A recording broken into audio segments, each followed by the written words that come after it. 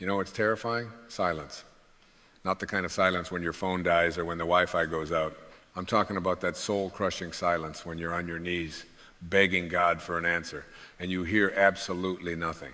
You pray, you plead, you bargain, and the universe just stares back at you like a blank wall. Have you been there? Have you ever felt like God hung up on you, like your prayers are bouncing off the ceiling and landing right back in your lap? I want to tell you something that might change everything you think you know about that silence. I remember a woman who came up to me after one of my talks. Her eyes were red, her hands were shaking, and she said, "Wayne, I've been praying for 2 years. 2 years. My daughter is sick, my marriage is falling apart, and I've prayed every single day. And you know what I get? Nothing. Radio silence. Is God even listening?" And I looked at her, and I felt her pain, because I've been there too. We've all been there. But here's what I told her, and here's what I want you to really hear today. God's silence isn't rejection. It's not punishment. It's not indifference. What if I told you that silence is actually the loudest answer you could possibly receive? Think about this for a moment. When you were a child and you asked your parents for something, when did they stay silent? They stayed silent when the answer was so obvious that words would have been insulting. They stayed silent when you needed to figure it out yourself. They stayed silent when saying yes out loud would have robbed you of the journey of discovering it on your own. God's silence works the same way, but we've been programmed to misunderstand it completely. We live in a world of instant everything. Instant coffee, instant messaging, instant gratification. We become addicted to immediate responses, and we've dragged that addiction into our spiritual life. We treat prayer like a vending machine. Put in your request, push the button, wait for the answer to drop, and when it doesn't, we assume the machine is broken. We assume God isn't there. But what if God isn't a vending machine at all? What if God is more like the ocean, and silence is the deep water where the real treasure lies? Let me share something with you. Years ago, I was going through my own dark night of the soul. I had questions that were eating me alive. I wanted answers so badly I could taste them. And I prayed. Oh, how I prayed. But the silence was deafening.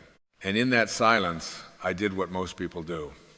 I got angry, I got frustrated, I felt abandoned, but then something shifted.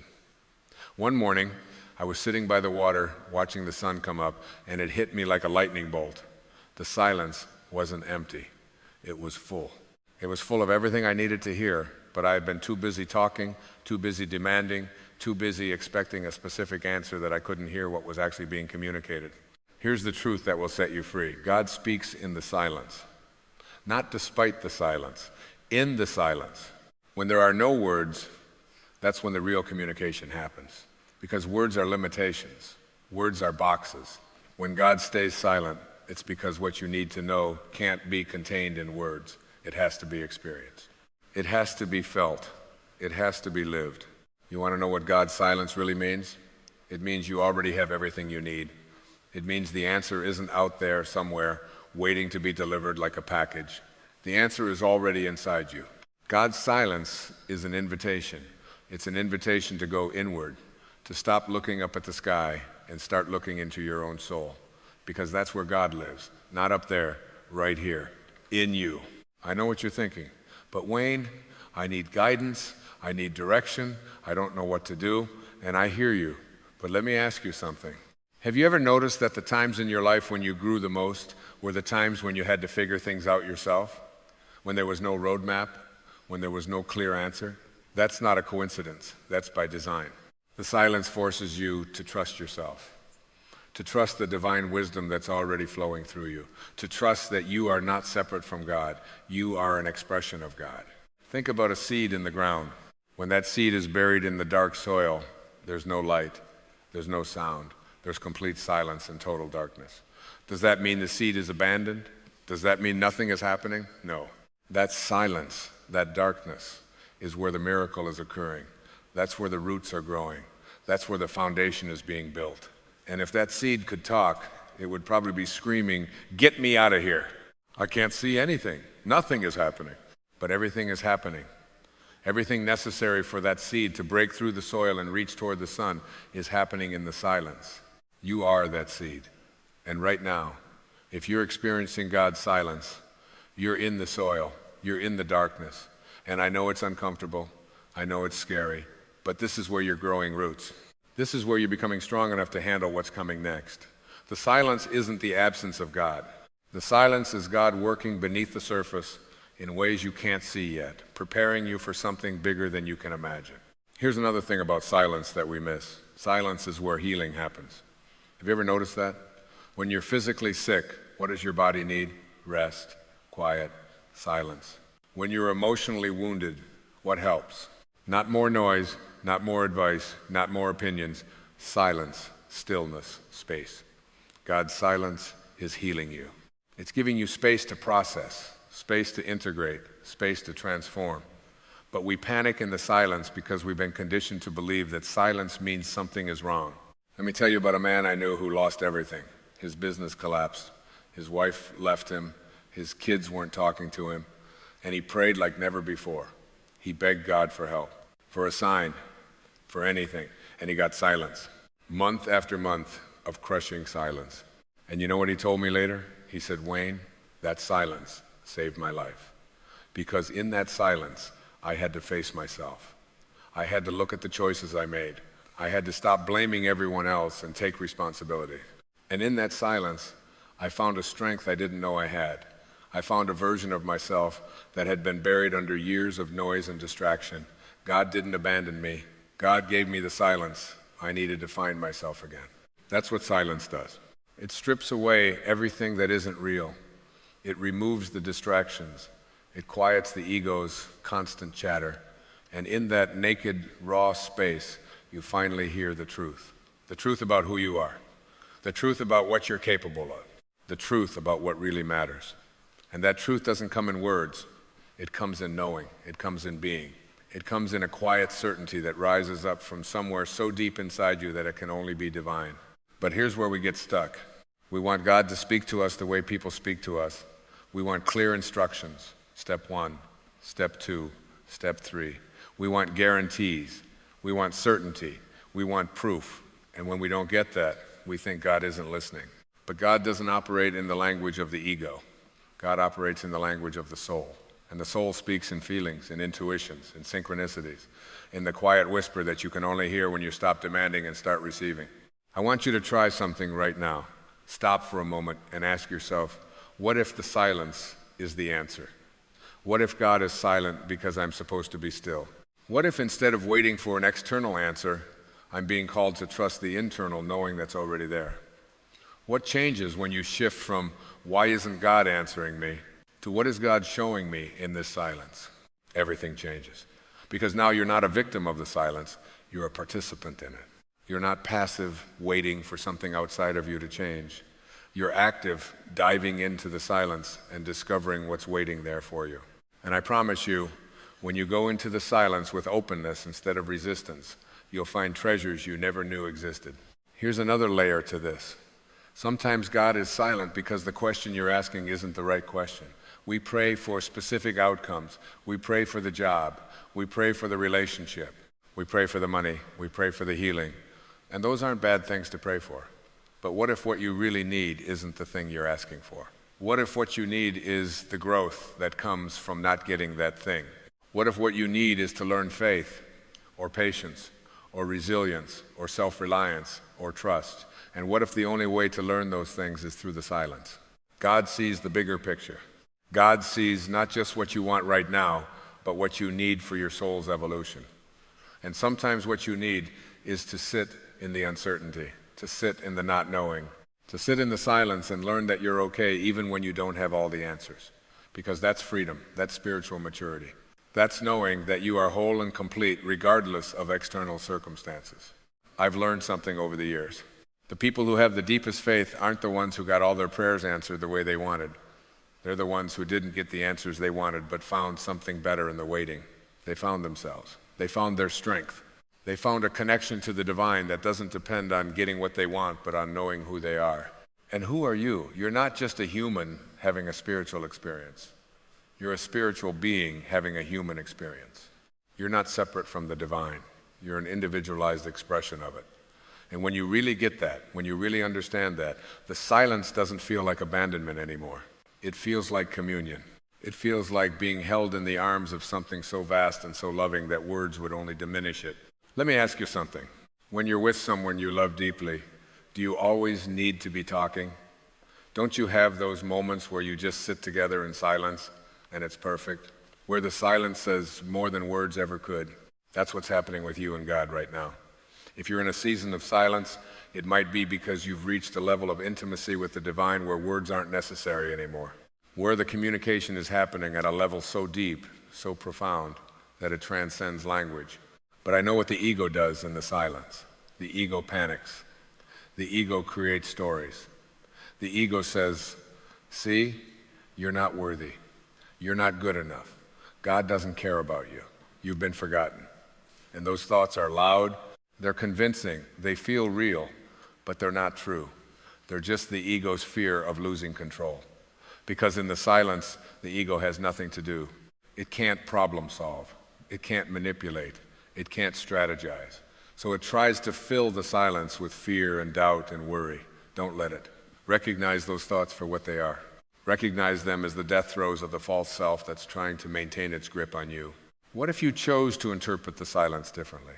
What if every moment of silence became an opportunity to deepen your trust, to strengthen your faith, to remember that you're held by something much bigger than your small self can comprehend? What if you started to see the silence as a gift instead of a punishment? I'm telling you, when you make that shift, everything changes. The silence becomes sacred. It becomes a sanctuary. It becomes the place where you meet God not as some distant judge or cosmic Santa Claus, but as the very essence of your being. The silence becomes the place where you remember that you're not alone, you've never been alone, and you could never be alone because you are one with all that is. Here's what I want you to do. The next time you find yourself in that place of silence, instead of begging for an answer, try saying this: thank you for this silence. Thank you for trusting me enough to let me find my own way. Thank you for the space to grow. Thank you for knowing that I'm strong enough to handle this uncertainty. I trust that everything I need is already within me. I trust that you're speaking to me in ways I'm learning to hear. I trust the silence. And then sit in it. Breathe into it. Let it wash over you. Let it teach you. Let it transform you. Because that's what the silence is here to do. It's here to transform you from someone who needs external validation into someone who knows their own divine nature. It's here to transform you from someone who depends on circumstances to feel secure into someone who carries security within themselves. It's here to transform you from someone who seeks God out there into someone who recognizes God in here. And maybe, just maybe, that's the whole point. Maybe the silence isn't God being distant. Maybe it's God being so close that there's nothing left to say. Maybe it's God whispering, you've got this. You already know what to do. You're ready.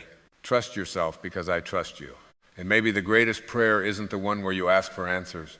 Maybe the greatest prayer is the one where you sit in the silence and say, I'm listening. Not with my ears, but with my soul. Not with my mind, but with my heart. Speak to me in the language of silence, and I will hear you. So wherever you are right now, whatever silence you're sitting in, whatever questions remain unanswered, I want you to know something. You're exactly where you need to be. The silence isn't a mistake. It's not a punishment. It's not evidence that you've been forgotten. It's the most intimate conversation you'll ever have with the divine. It's the place where transformation happens. It's the womb where the new you is being born. Trust the silence, honor the silence, and most importantly, listen to the silence. Because in that silence, in that beautiful, terrifying, sacred silence, God is speaking louder than words could ever express. And what God is saying is this: you are loved, you are guided, you are never alone, and you have everything you need to become who you were always meant to be. This is your moment. This is your silence. This is your transformation. Embrace it. You know what breaks my heart? It's seeing people in their 40s walking around like their life is already written, like the best chapters are behind them, like they've somehow missed their chance.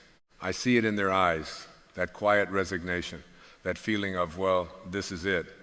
And I want to grab them by the shoulders and say, wake up right now. Because what you think is the end is actually the most extraordinary beginning you could ever imagine. Let me tell you something that might shock you. Your 40s aren't the decline. They're not the sunset. They're the dawn of the most powerful, most authentic, most magnificent version of yourself. And if you're sitting there thinking it's too late for you, thinking you've missed your window, thinking the world has passed you by. I need you to hear this. You're not late to anything. You're right on time. You're exactly where you need to be. I remember talking to a woman once, beautiful soul, 43 years old. She came up to me after one of my talks with tears streaming down her face. She said, "Wayne, I wasted my 20s and 30s trying to please everyone. My parents wanted me to be a lawyer, so I became one. Society said I should get married and have kids by 30, so I did. And now I'm 43 and I don't even know who I am. It's too late for me to find out, isn't it?" And I looked at her, really looked at her, and I said, "Too late, my dear?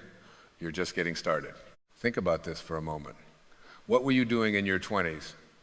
If you're honest with yourself, really honest, you were probably stumbling around in the dark, pretending you knew what you were doing.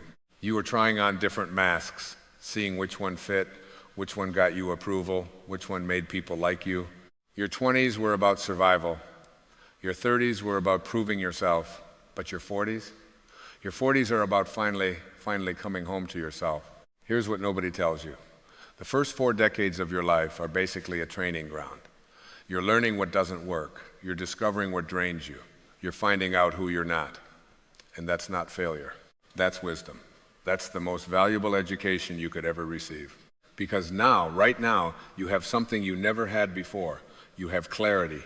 You have perspective. You have the kind of knowing that only comes from actually living.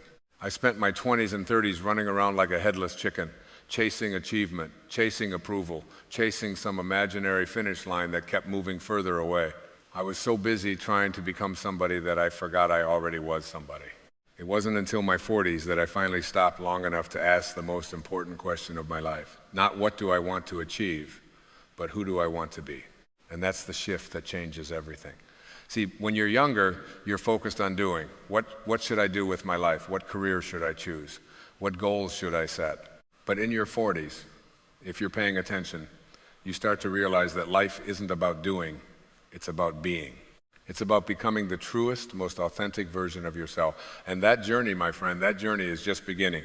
You want to know why your 40s are so powerful? Because you finally have the courage to disappoint people. Let me say that again. You finally have the courage to disappoint people. You're done living for everyone else's expectations. You're done twisting yourself into shapes that don't fit just to get approval. You're done saying yes when everything inside you is screaming no. You've spent enough years being who you thought you should be. Now you get to be who you actually are. I had a friend who at 47 quit his job as a corporate executive to become a high school teacher. Everyone thought he was crazy. His wife worried about the money. His parents were disappointed. His colleagues couldn't understand it. But you know what he said to me? He said, "Wayne, for the first time in my life, I wake up excited. For the first time, I'm not checking my email with dread. For the first time, I feel alive." That's what happens when you finally honor who you really are. And here's something else that's beautiful about this time in your life.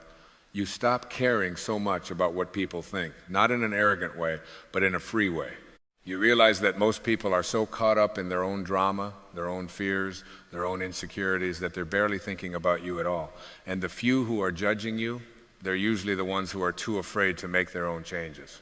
Their criticism is just their fear talking. Think about all the things you know now that you didn't know at 25. Think about all the mistakes you've made, all the heartbreaks you've survived, all the failures you've overcome. Each one of those experiences is a gift.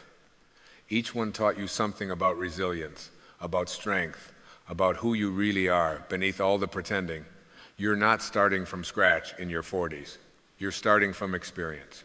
And that's the most valuable foundation there is. But here's where people get stuck. They look at their 40s and they see limitations. They see age. They see missed opportunities. They see a shrinking window. And I want to challenge that entire way of thinking. Because what if everything you think is a limitation is actually your greatest advantage? What if the fact that you've lived, that you've struggled, that you've failed and gotten back up, what if that's exactly what makes you ready for what's coming next? You know what I love about people in their 40s? They're done with bullshit. They can smell it a mile away. They've been burned enough times to recognize manipulation. They've been disappointed enough times to value authenticity. They've been hurt enough times to cherish genuine connection. And that's not cynicism. That's discernment. That's wisdom. And wisdom is the most powerful force in the universe. I want you to think about something. Who are the people who've had the most impact on your life? Who are the teachers, the mentors, the guides who really transformed you? I'm willing to bet most of them weren't 25-year-olds. They were people who had lived, who had suffered, who had been broken and rebuilt themselves. They were people who had earned their wisdom through experience. That's who you're becoming. That's the power you're stepping into. And let's talk about this idea that you're running out of time. Running out of time for what exactly? To achieve some arbitrary goal that society told you matters? To check off some imaginary list of accomplishments? To prove something to people who aren't even paying attention? That whole race you think you're in, that whole competition, it doesn't exist. It never existed. It's a story you've been telling yourself, and you can choose to tell yourself a different story right now. Here's the truth. The most extraordinary lives I've witnessed, the most inspiring transformations I've seen, they almost always happened in the second half of life. Julia Child didn't publish her first cookbook until she was 49. Laura Ingalls Wilder didn't publish her first Little House book until she was 64. Colonel Sanders was 62 when he franchised KFC. These people weren't late bloomers. They were right on time. They just weren't living by someone else's timeline. And you know what else happens in your 40s? You start to understand that success isn't what you thought it was. It's not the big house or the fancy title or the impressive resume. Success is waking up and liking the person you see in the mirror. Success is living in alignment with your values. Success is having the courage to be authentic even when it costs you. Success is inner peace. And that kind of success, that's something you can create right now, today, at any age. I'm going to tell you something that might make you uncomfortable. Every day you wait to start living authentically is a day you're betraying yourself. Every morning you wake up and play a role that isn't really you. You're choosing fear over love. You're choosing comfort over truth. You're choosing other people's approval over your own soul. And I know that's harsh, but it's also liberating. Because if you're choosing it, that means you can unchoose it. You can make a different choice right now. What if I told you that everything you think you've lost, you haven't actually lost? What if I told you that the dreams you buried, they're not dead, they're just dormant? What if the person you were meant to be is still waiting for you, still possible, still available? What if 43 or 47 or 49 is exactly the perfect time to finally become who you were meant to be all along? You know what holds most people back? It's not their age. It's not their circumstances. It's not even their past mistakes. It's their belief that they're too old, too late, too far behind. It's their story about what's possible for them now. And that story, that limiting, diminishing, dream-killing story, it's just that, a story. And you're the author. You can rewrite it anytime you want. I want you to close your eyes for a moment. Well, keep them open if you're driving, but imagine this. Imagine yourself at 65, looking back on your life. And imagine that you didn't make the changes you know in your heart you need to make. You stayed in the job that drains you. You stayed in the relationship that diminishes you. You kept playing small to make other people comfortable. How does that feel? Really feel into that regret, that wondering what if. That's the only thing you should actually be afraid of. Now imagine the other version. Imagine that at 42 or 46 or 48, you finally said enough. You finally honored the whisper inside you that's been trying to get your attention for years. You finally took the leap. You finally bet on yourself. And at 65, you look back with pride, with joy, with zero regrets, because you had the courage to live your truth. Which version of your future self do you want to meet? Here's something I've learned after decades of working with people, studying consciousness, exploring what it means to live a meaningful life. The universe doesn't care about your age. The universe doesn't have a cutoff date for miracles. The universe doesn't say, sorry, you're 43, you missed your window for transformation. That's a human construct. That's fear talking. The universe only cares about one thing. Are you ready? Are you willing? Are you open? And if you're listening to this right now, if these words are landing in your heart, then you're ready. Maybe you don't feel ready. Maybe you feel scared or uncertain or overwhelmed. But you wouldn't be here if some part of you wasn't ready to step into something bigger. Your soul is calling you forward. And your soul doesn't operate on society's timeline. Your soul operates on divine timing. And divine timing is always, always perfect. You want to know what I think is the greatest tragedy? It's not death. We all die. That's part of the deal. The greatest tragedy is living a half-lived life. It's getting to the end of your days and realizing you never really showed up, you never really tried, you never really let yourself be seen. You played it safe, kept it small, stayed comfortable. And for what? To avoid judgment, to avoid failure, to avoid disappointing people who were probably going to be disappointed anyway? I'm going to challenge you right now. What is the one thing you would do if you knew you couldn't fail? What is the one dream you've been talking yourself out of because you think you're too old? What is the one change you've been avoiding because it feels too scary, too risky, too impossible? Hold that in your mind. Really hold it. Because that thing, that exact thing, that's what you're here to do. That's your calling. That's your purpose, knocking on your door. And I know what you're thinking. You're thinking, but Wayne, you don't understand my situation. I have responsibilities. I have bills. I have people depending on me. I can't just throw caution to the wind and follow my dreams. And you're right. I'm not telling you to be reckless. I'm not telling you to quit your job tomorrow and move to Bali with no plan. But I am telling you to stop using your circumstances as an excuse to abandon yourself. You can honor your responsibilities and honor yourself. You can be practical and be authentic.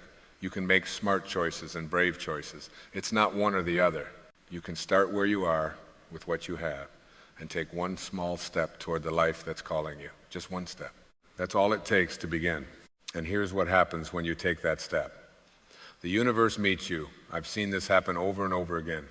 The moment you commit to your authentic path, doors start opening. Opportunities appear. The right people show up. Resources materialize. It's like the universe was just waiting for you to say yes. But you have to take the first step. You have to show up for yourself before the universe can show up for you. Your 40s are the beginning because this is when you finally have the wisdom to know what matters. You've tried the achievement game. You've tried the approval game. You've tried the keeping up with the Joneses game. And if you're honest, those games left you empty. They left you exhausted. They left you wondering if there's more to life than this. And the answer is yes, there is so much more. But you have to be willing to step off the treadmill to discover it. This is your time to ask the big questions. Not what should I do, but who am I meant to be? Not how can I be successful, but how can I be authentic? Not what will make me happy, but what will make me whole. These are the questions that lead to real transformation. These are the questions that change everything. And transformation, real transformation, it doesn't happen overnight. It's not a switch you flip. It's a process. It's a journey. It's a daily practice of choosing truth over comfort, of choosing growth over safety, of choosing yourself over everyone else's expectations. Some days you'll nail it. Some days you'll fall flat on your face, and that's okay. That's part of it. Progress isn't linear. Growth isn't pretty. But every single day that you show up for yourself, you're building a life worth living. I want you to understand something crucial. You are not damaged goods because you're in your 40s. You're not past your prime. You're not over the hill. Those are poisonous cultural messages designed to keep you small, to keep you consuming, to keep you afraid. The truth is, you're just getting to the good part. You're just developing the depth, the wisdom, the strength that makes life truly meaningful. Think about wine. Does wine get worse with age? No, it gets better. It gets richer. It gets more complex, more valuable, more treasured. That's you. You're not declining. You're deepening. You're not fading. You're ripening. You're becoming the vintage version of yourself, and that version is infinitely more interesting than the young, uncertain, trying to figure it all out version you used to be. And let's talk about fear, because I know it's there. I know you're afraid of failing. I know you're afraid of being judged. I know you're afraid of disappointing people or looking foolish or starting over. But here's what I want you to consider. What if you're more afraid of staying stuck than you are of taking a risk? What if the fear of regret is bigger than the fear of failure? What if the pain of not trying is worse than the pain of trying and falling short? Because here's the thing about failure. It's temporary. It's not fatal. It's just information. It's just feedback. Every successful person you admire has failed more times than you can count. The difference is they didn't let failure define them. They didn't let it stop them. They learned from it, adjusted, and kept going. And you can do the same thing. You have that same resilience. You've already proven it by surviving everything you've survived so far. You know what I think is beautiful about getting older? You stop wasting energy on things that don't matter. You stop arguing with people who aren't worth your time. You stop trying to control things you can't control. You stop sweating the small stuff because you finally understand what the big stuff is. And that clarity, that focus, that's your superpower.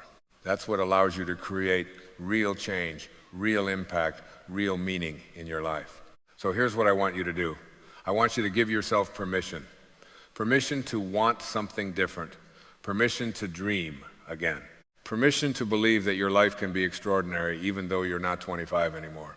Especially because you're not 25 anymore. You've earned this. You've paid your dues. You've learned your lessons. Now it's time to collect on all that wisdom and experience and create something beautiful. And I want you to know that you don't have to have it all figured out. You don't need a perfect plan. You don't need to know exactly how it's all going to work out. You just need to take the next right step. Just the next one. And then the one after that. Trust that the path will reveal itself as you walk it. Trust that you have everything you need inside you right now. Trust that you're being guided, supported, loved by something bigger than yourself. Your 40s aren't the end. They're not even the middle. They're the beginning of the most authentic, most powerful, most purposeful chapter of your life. The chapter where you finally stop performing and start living. The chapter where you finally stop hiding and start shining. The chapter where you finally stop waiting for permission and start giving it to yourself. This is your moment, right now. Not someday, not when conditions are perfect, not when you feel ready, now. Because you'll never feel completely ready. You'll never have complete certainty. You'll never have all the answers, but you have enough. You are enough. And it's time to start acting like you know it. So I'm asking you, what are you going to do with this one wild, precious, irreplaceable life? Are you going to keep playing small? Are you going to keep hiding your light? Are you going to keep waiting for the perfect moment that never comes? Or are you going to finally step into your power? Are you going to finally honor the truth inside you? Are you going to finally become who you were meant to be all along? The world needs you, the real you. Not the masked version, not the people-pleasing version, not the safe, sanitized, acceptable version. The world needs your unique gifts, your unique perspective, your unique voice. And you can't share those gifts if you're hiding. You can't fulfill your purpose if you're playing it safe. You can't make the impact you're here to make if you're living someone else's life. Your 40s are just the beginning because this is when you finally have the courage to begin. This is when you finally have the wisdom to begin. This is when you finally have the readiness to begin. Everything up until now was preparation. Everything up until now was training. Now is when you get to use everything you've learned, everything you've survived, everything you've become to create a life that sets your soul on fire. And 20 years from now, when you're looking back on this moment, I promise you won't regret trying. You won't regret being brave. You won't regret choosing yourself. The only thing you'll regret is if you let fear win, if you let doubt win, if you let the voice that says it's too late win, because that voice is a liar. It's always been a liar, and it's time to stop listening to it. It's not too late. It's not too late to change careers. It's not too late to go back to school. It's not too late to leave the relationship that's killing your spirit. It's not too late to start the business. It's not too late to write the book. It's not too late to move across the country. It's not too late to become who you were meant to be.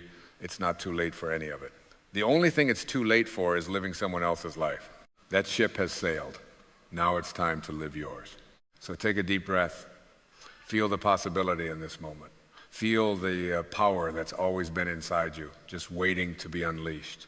Feel the truth of who you really are, beneath all the conditioning, all the fear, all the limiting beliefs. That truth is still there. It's always been there, and it's ready for you to finally claim it. Your 40s aren't the end of your story. They're the beginning of your best chapter. The chapter you've been preparing for your whole life. The chapter where everything finally makes sense.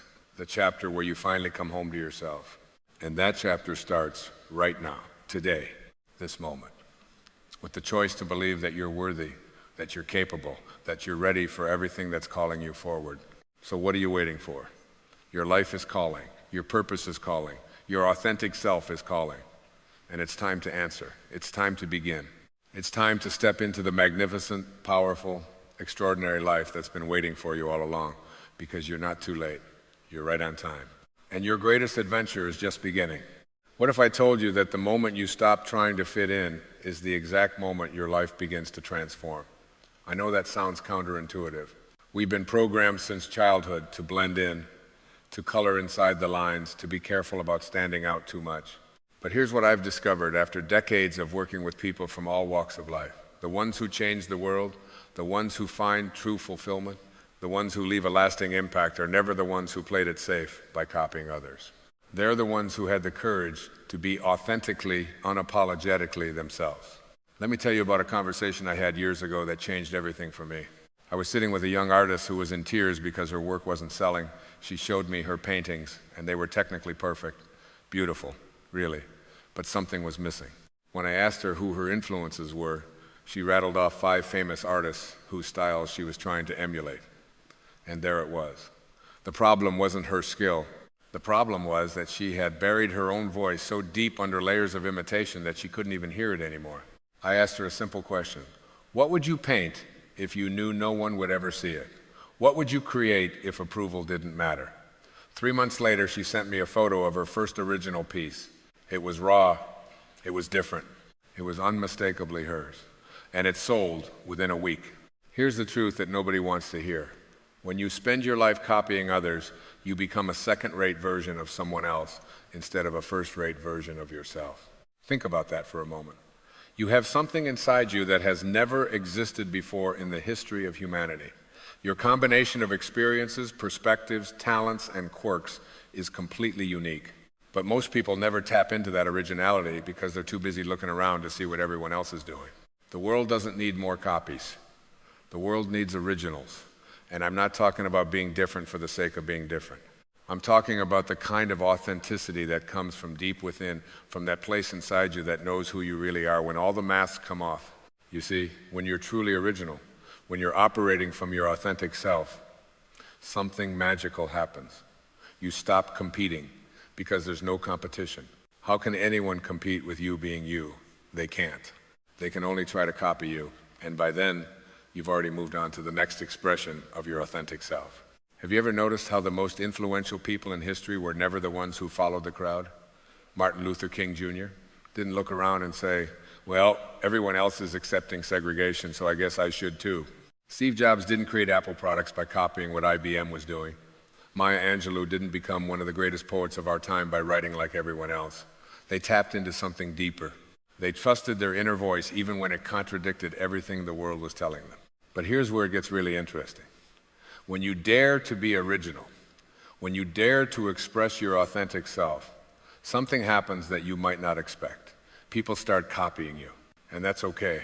In fact, that's more than okay. That's confirmation that you're onto something real. Let them copy. Let them try to replicate what you're doing. Because here's the secret. They can copy your actions, they can copy your style, they can even copy your words, but they can never copy your essence. They can never copy the unique combination of spirit and experience and perspective that makes you, you. I remember when I first started teaching these principles, people would come up to me after seminars and say, Wayne, what if someone steals my ideas? And I would always respond the same way, let them try. Because an idea without the authentic energy behind it is just noise. When you're operating from your true self, from your source, your work carries a frequency that cannot be duplicated. People can sense authenticity, they can feel it, and no matter how well someone copies your surface actions, they can never replicate that. Think about this for a moment. What are you holding back right now because you're afraid it's too different? What idea have you shelved because you looked around and nobody else was doing it? What dream have you abandoned because it didn't fit into the conventional path?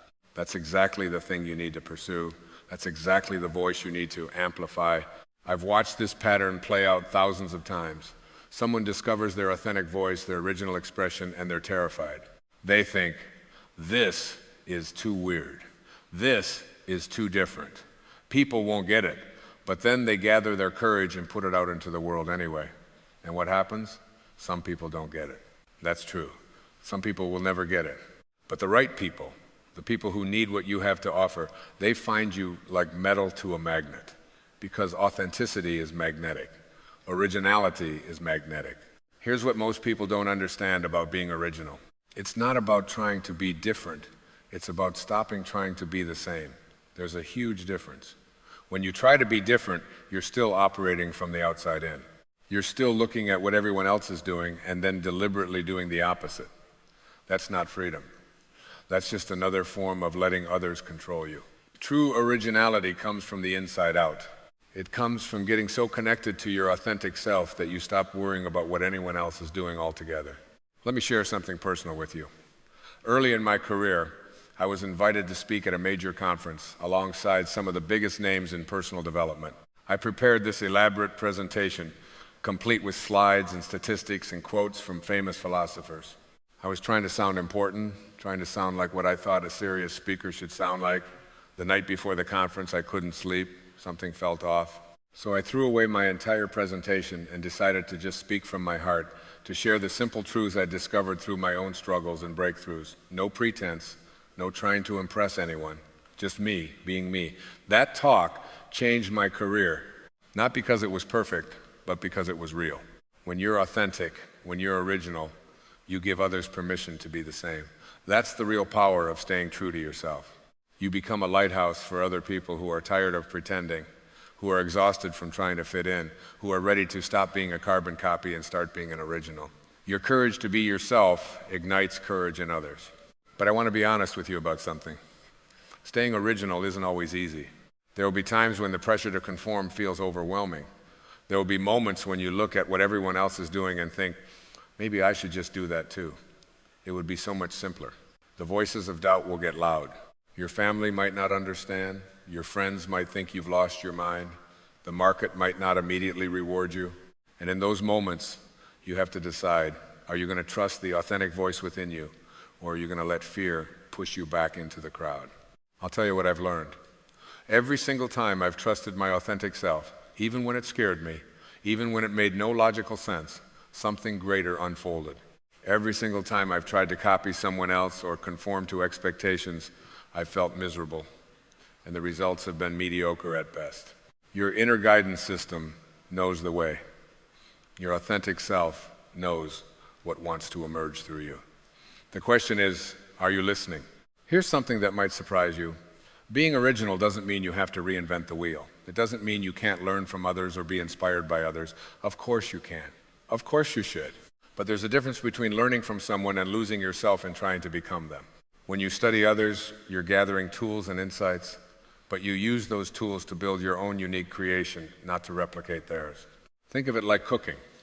You can learn techniques from master chefs. You can understand flavor profiles and cooking methods. But when you create your own dish, you're not trying to make an exact copy of theirs.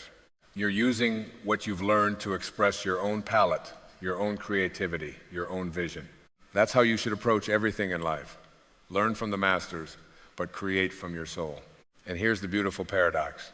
The more authentic you become, the more universal your message becomes. When you dig deep into your specific truth, into your unique experience, you somehow tap into something that resonates with everyone. Because beneath all our surface differences, we all share the same core human experiences. We all know what it feels like to be afraid. We all know what it feels like to love. We all know what it feels like to struggle and to hope and to dream. When you speak from that deep, authentic place within you, you speak to that same place in others. I want you to imagine something with me. Imagine a world where everyone stopped trying to copy everyone else. Imagine a world where every person fully expressed their authentic gifts, their unique perspective, their original voice. Can you see how much richer that world would be? Can you see how many more problems would get solved? How much more beauty would get created? How much more innovation would emerge? That world starts with you. It starts with your decision right now to stop playing small and start being fully yourself. Let the critics talk. Let the copycats copy. Let the doubters doubt. None of that matters. What matters is that you stay true to the voice within you. What matters is that you honor the unique expression that wants to come through you. What matters is that when you get to the end of your life, you can say, I lived as myself. I didn't waste my precious time trying to be someone else. You know what the saddest thing in the world is? It's not failure. It's never trying. It's going to your grave with your original song still inside you. It's spending your entire life being a mediocre copy of someone else when you could have been a magnificent original. Don't let that be you. Don't let fear cheat the world out of your unique contribution. Here's my challenge to you, and I mean this from the deepest place in my heart. Starting right now, today, make one choice that honors your authentic self. Just one. Maybe it's finally starting that project you've been putting off because it's too unconventional. Maybe it's speaking up in a meeting with an idea that's different from everyone else's. Maybe it's creating art that doesn't look like anyone else's. Maybe it's writing in your own voice instead of trying to sound like that author you admire. Whatever it is, do it. Take that step. Honor that inner voice. And when you do, pay attention to how you feel. Notice the energy that moves through you when you're being authentic versus when you're trying to fit in. Your body knows the difference. Your spirit knows the difference. That feeling of aliveness, of rightness, of coming home to yourself, that's your compass. Follow it. Remember this. You are not here to be a copy. You are here to be an original. The universe doesn't make duplicates. Every snowflake is unique. Every fingerprint is unique. Every person is unique. That includes you. You have something to offer that no one else can offer in quite the same way. The question is, will you have the courage to offer it? Stay original. Stay true. Stay authentic. Let your unique light shine so brightly that others can't help but notice. And when they try to copy you, smile and keep moving forward, keep evolving, keep deepening into your authentic self. Because that's a race they can never win. The only race that matters is the one between who you are and who you're capable of becoming. Your originality is not just a gift to yourself. It's a gift to the world. We need what only you can give. We need your voice, your vision, your unique expression of the divine. Don't rob us of that. Don't play small. Don't hide. The world has enough copies. What the world needs is you, the real you, the original you. So go be that, fully, unapologetically, magnificently. And watch what happens when you finally give yourself permission to shine as only you can shine.